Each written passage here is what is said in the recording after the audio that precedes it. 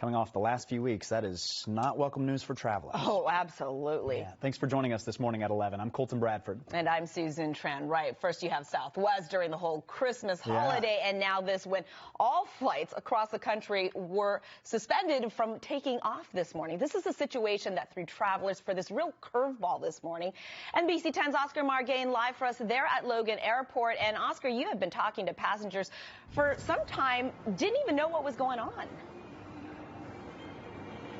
Exactly, and here at Logan, you know, this glitch throwing airlines off course, as you can see, some of them posted here on this board, but according to FlightAware, they're reporting more than 200 delays and more than 20 cancellations.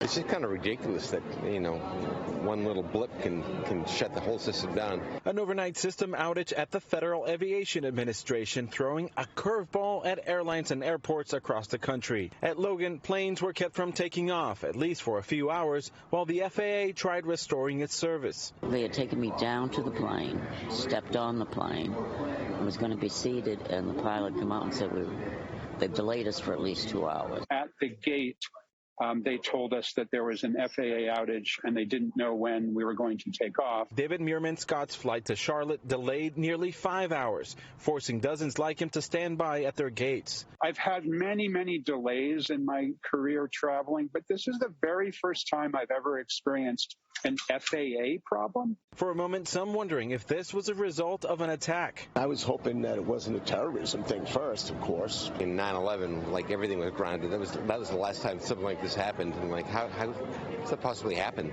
The FAA ruling out a cyber attack, attributing the issue to its Notice to Air mission system, which is used to relay essential information to personnel concerned for flight operations. A system that by 9 a.m. Eastern time was back online, but its effects still felt at the airport. It is what it is. We got to roll with it.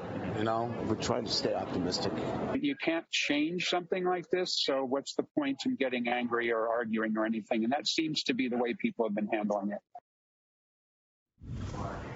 Now, Massport is also suggesting that if you do have a flight, contact your airline to stay on top of any changes. Now, President Biden and the Department of Transportation say they are looking into what caused this outage. Now, all these flights have now resumed. However, we're still feeling the domino effects of the outage. Reporting live at Logan, Oscar Margain, NBC 10 Boston.